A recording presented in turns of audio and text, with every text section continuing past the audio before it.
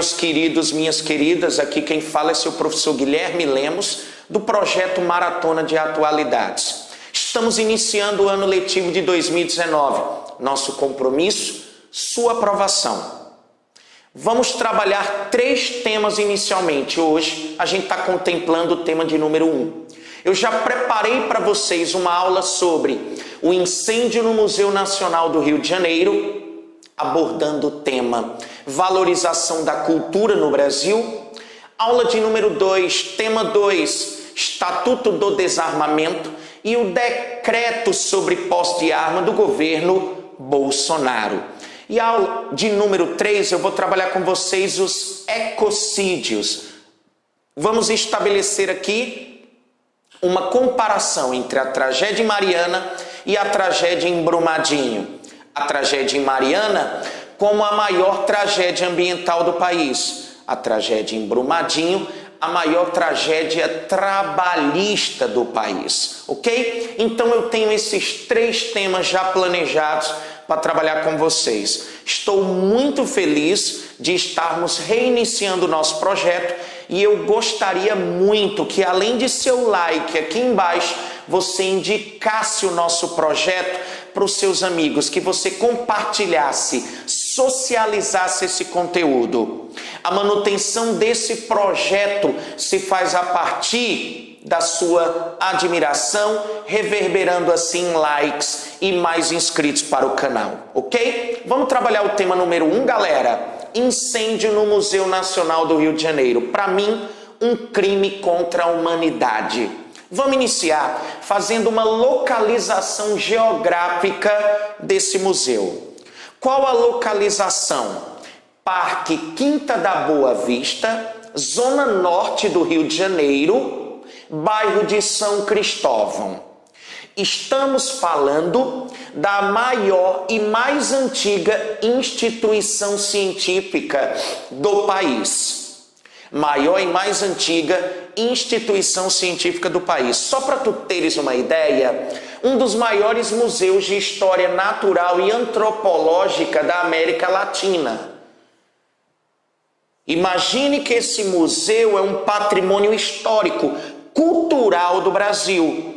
Eu gosto muito do curador Moacir dos Anjos quando ele diz que o estado de um museu reflete o estado da sociedade a que ele pertence. Galera, vamos fazer uma caracterização geral desse museu. Para isso, você vai aqui no link na descrição e você vai baixar o nosso material, o nosso TD sobre o incêndio no Museu Nacional. Vocês vão observar que há compilação de 4 textos.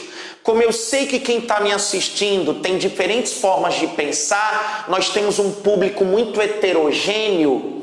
O que é que nós estamos fazendo? A gente está compilando textos motivadores com diferentes fontes. Então vocês vão encontrar BBC, El País, Le Monde Diplomatique, Nexo Jornal, Páginas Amarelas de Veja, por que não? Carta Capital, Exame, Isto É. Então há uma compilação de textos com diferentes fontes.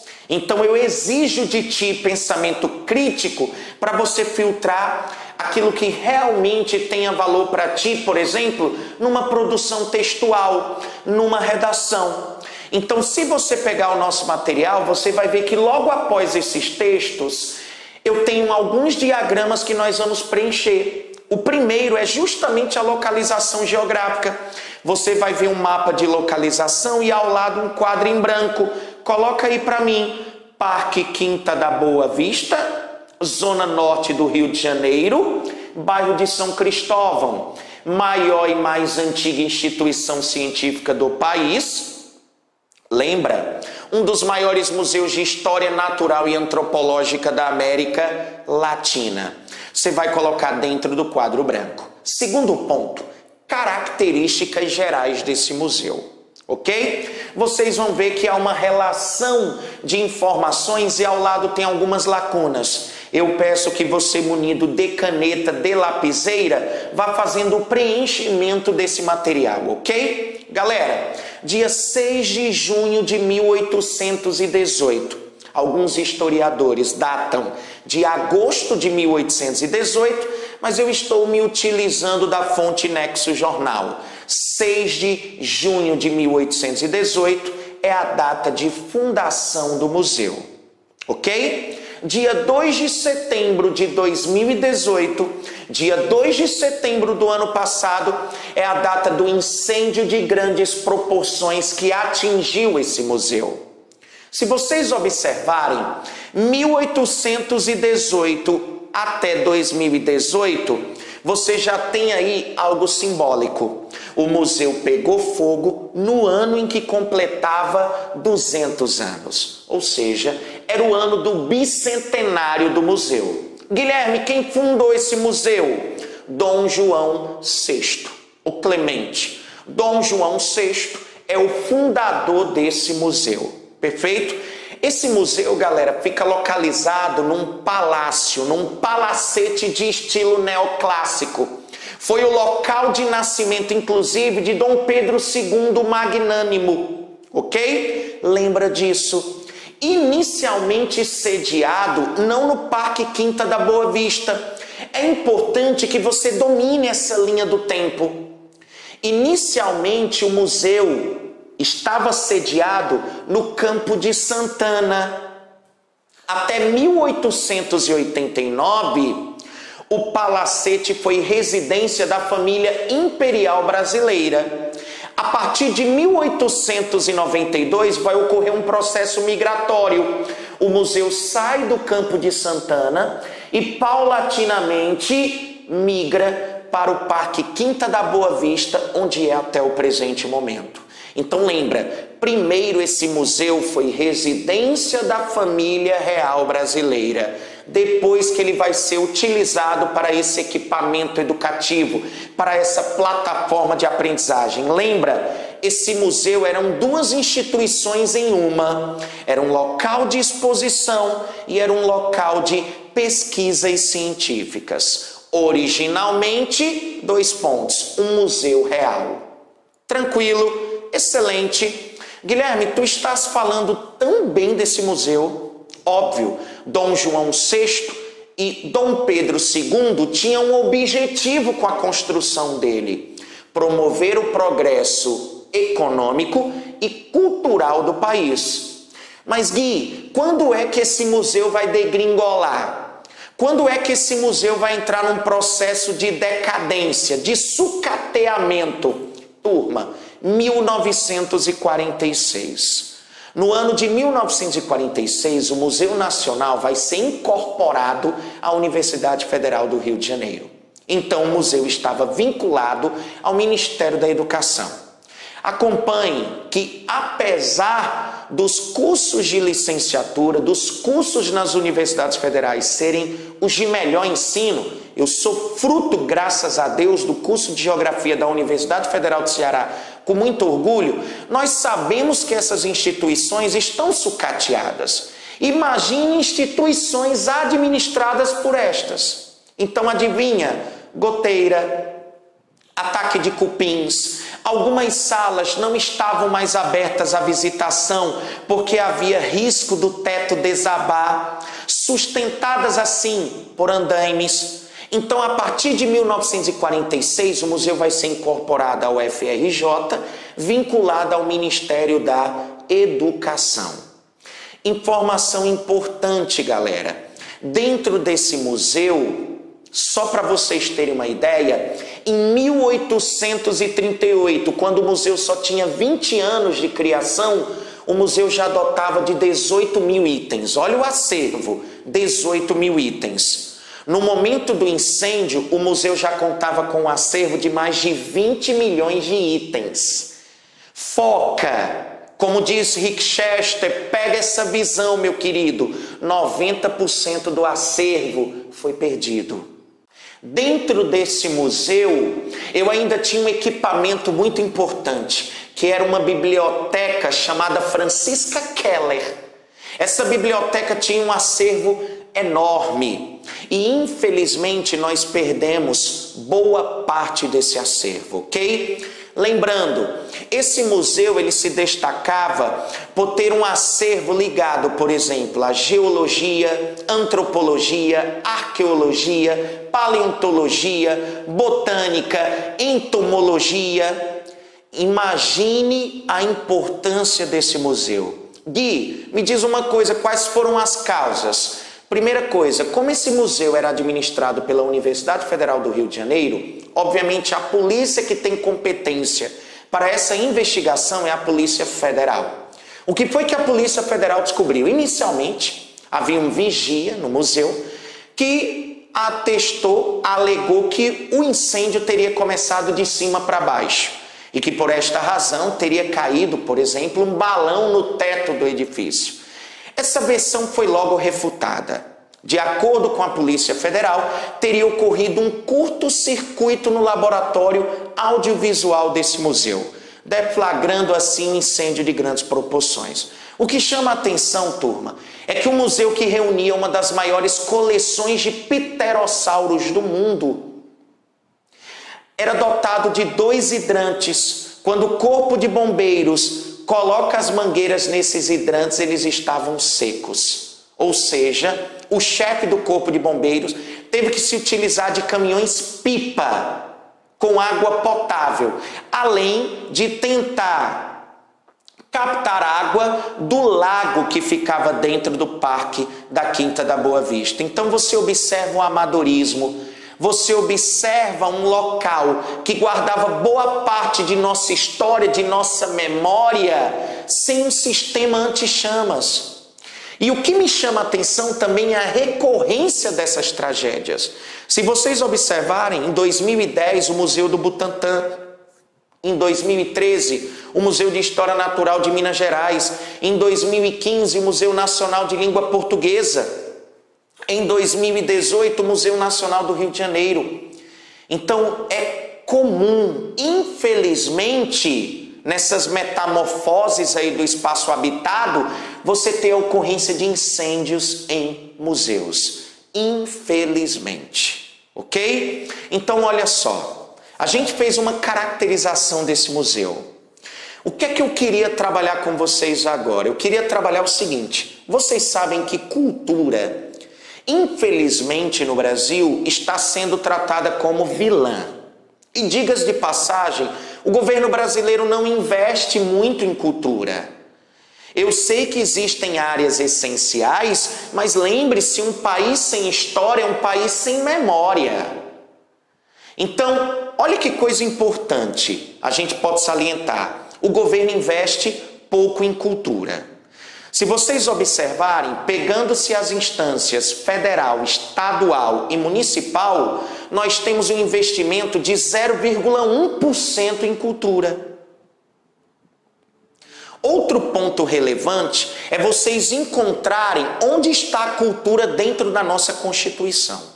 Na Constituição Federal de 88 existem 2 artigos que versam sobre cultura. Muito fácil para vocês. O artigo 215 e o artigo 216 da Constituição. Se vocês observarem, ele está completinho no teu material.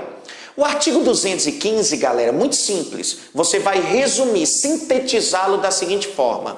O Estado deve atuar como uma espécie de produtor cultural. Ou seja, o Estado deve não apenas garantir os nossos direitos culturais, como é papel do Estado incentivar e apoiar a valorização e difusão das manifestações culturais. Então, artigo 215, o Estado é um dos principais agentes produtores de cultura. Perfeito? O artigo 216 ele é muito importante para nós, porque ele vai definir o que é patrimônio cultural. O que seria patrimônio cultural? São bens de natureza material e imaterial, tomados individualmente ou em conjunto, que são importantes para a nossa formação identitária, que são importantes para a nossa identidade. Ok? Lembre-se, eu tenho bens culturais materiais e bens culturais imateriais. Por exemplo, bens culturais materiais, centros históricos, Ouro Preto, Minas Gerais, Paraty, Rio de Janeiro, São Luís, no Maranhão. Eu tenho sítios paisagísticos como bens culturais materiais. Exemplo, Lençóis Chapada Diamantina, na Bahia, Morro do Corcovado, Rio de Janeiro, e Grutas do Lago Azul, no município de Bonito, Mato Grosso do Sul. E os bens culturais imateriais? Ora, celebrações, técnicas, saberes, festas, feiras. Feira de Caruaru, Feira do Círio de Nossa Senhora de Nazaré, a festa do Círio de Nossa Senhora de Nazaré, a capoeira, o samba, o frevo, a forma artesanal de se produzir o queijo Minas.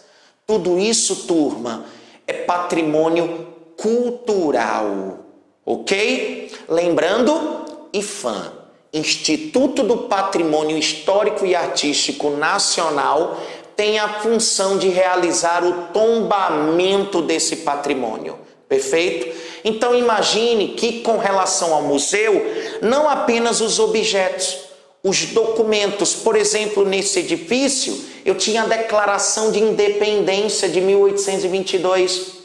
Então eu tenho bens culturais materiais do tipo móvel, como eu tenho bens culturais materiais do tipo imóvel, como o próprio edifício era tombado.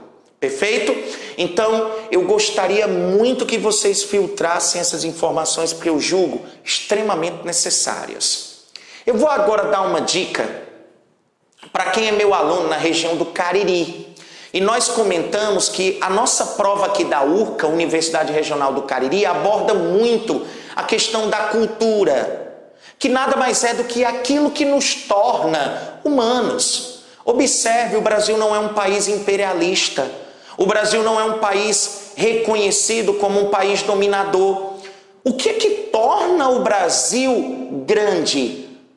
Ora, a nossa cultura, sem dúvida alguma.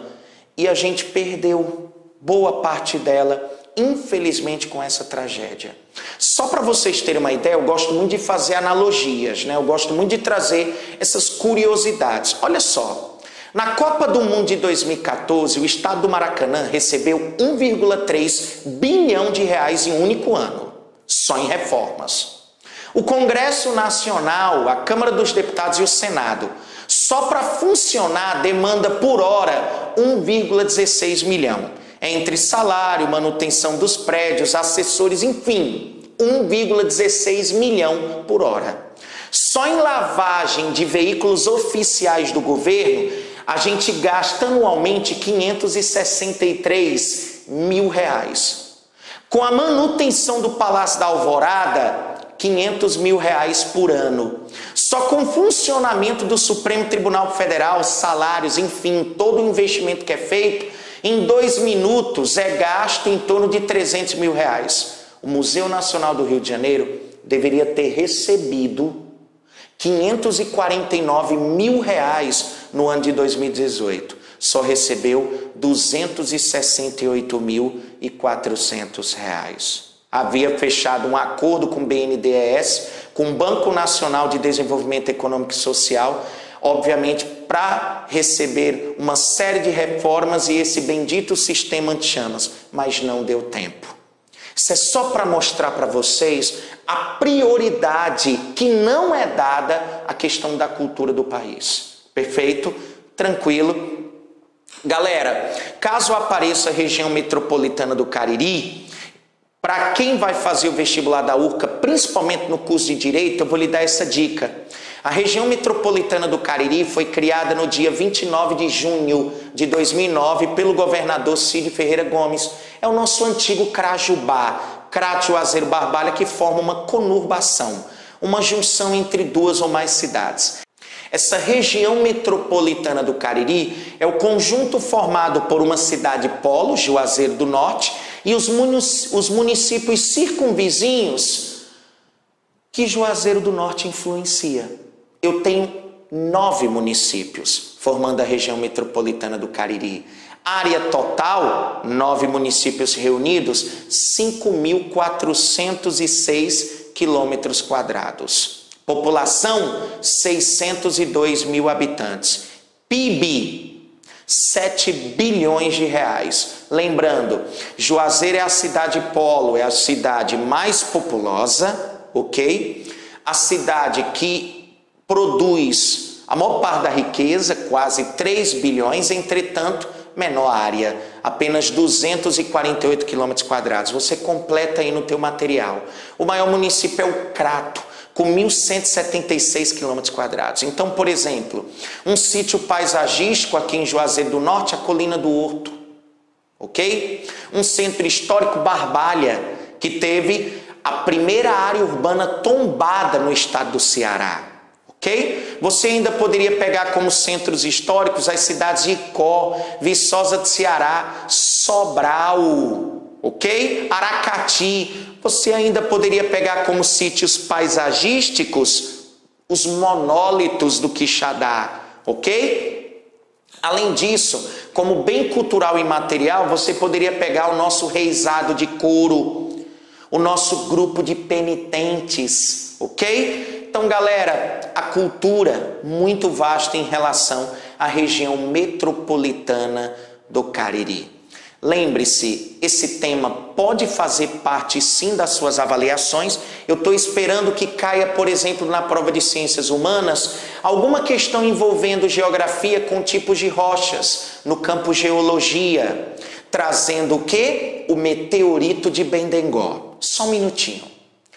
O museu, eu disse para vocês que no momento do incêndio contava com 20 milhões de itens. Guilherme, tu poderia fazer para mim um top 3? 3 obras que tem que fazer parte dos meus estudos, porque deve aparecer em avaliações. Deixa eu te oferecer isso como desfecho. Primeiro, meteorito de Bendengó. Área do conhecimento, geologia. Ok? Onde foi encontrado? Distrito de Monte Santo, Bahia. Ok? Pesa 5,23 toneladas. Foi encontrado por um menino chamado Domingos da Mota Botelho. Quando? 1784, século XVIII. Esse menino encontrou o meteorito, comunicou às autoridades fez uma estrutura reforçada. Quando estavam transportando esse meteorito, a estrutura quebrou e o museu rolou o meteorito rolou para dentro de um riacho. Adivinha o nome do riacho? Riacho de Bendengó. Por isso, meteorito de Bendengó, ok? Maior meteorito brasileiro, uma massa compacta de níquel e ferro, desde 1888, sob muita influência de Dom Pedro II, chega ao museu. É a obra que abre a exposição, está logo na entrada do museu. E comemore, intacto pós-incêndio. Ainda bem. Segunda obra, Crânio de Luzia. Quem é Luzia? Primeira brasileira. Ok? Crânio humano de indivíduo feminino, conhecida como Luzia. Esqueleto mais antigo das Américas, se bem que a Naya no México. Uma polêmica muito grande, visto que lá no México foi encontrado um esqueleto humano de uma mulher chamada Naya, que poderia ser mais antiga que Luzia. Ok? Lembre-se, onde Luzia foi encontrada? Coloca aí, local de coleta, produção. Gruta Lapinha Vermelha, município de Lagoa Santa, Minas Gerais. Tá bom? Basta você se lembrar, meteorito de Bendengó, Bahia, crânio de Luzia, Minas Gerais. Guilherme, quantos anos Luzia tem? 11.500 anos antes do presente. Ok? Características, só chegou ao museu na década de 70, conhecida como Luzia, esqueleto humano mais antigo das Américas. Ok? Teve também a sorte de escapar, que estava dentro de uma caixa metálica.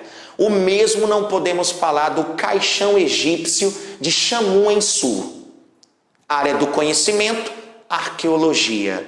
Onde foi encontrado local de coleta-produção? Tebas Ocidental, Egito Antigo, período 750 a.C., baixa época. Madeira estucada e policromada, talhada à mão.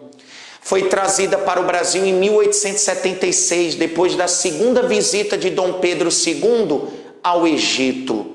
ok? Uma coleção egípcia com mais de 700 obras, perfeito? Lembra, pode fazer parte com certeza de sua prova. Um presente do imperador Khedive Ismail para Dom Pedro II, ok? 3 obras, Meteorito de Bendengó, Crânio de Luzia e Caixão de Chamoun-Ensu, uma sacerdotisa. Lembre-se, eu tive a difícil tarefa de selecionar 3 obras, mas lembre-se, museu não é apenas local do extraordinário. Museu é, antes de mais nada, local de objetos comuns, porque contam ainda mais facilmente a nossa história.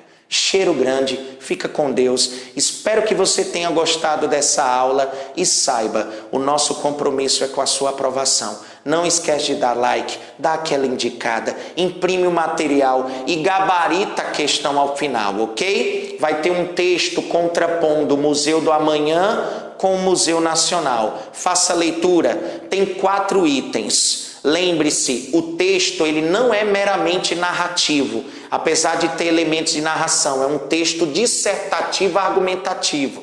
O articulista é uma mulher, ok? Lembra disso. Há um contraponto entre o Museu do Amanhã e o Museu Nacional. Lembra, tá? E aí vocês vão observar que o gabarito ao final é letra B. Somente os itens 2 e 4 estão verdadeiros. Fica com Deus, até a próxima. Se eu puder, com certeza a gente vai gravar um vídeo gabaritando essa questão aqui, com ela exposta para vocês, para a gente ir analisando juntos essa questão de concurso público do Corém, da Universidade Federal do Paraná. Cheiro grande, até a próxima, turma. Que Deus os abençoe.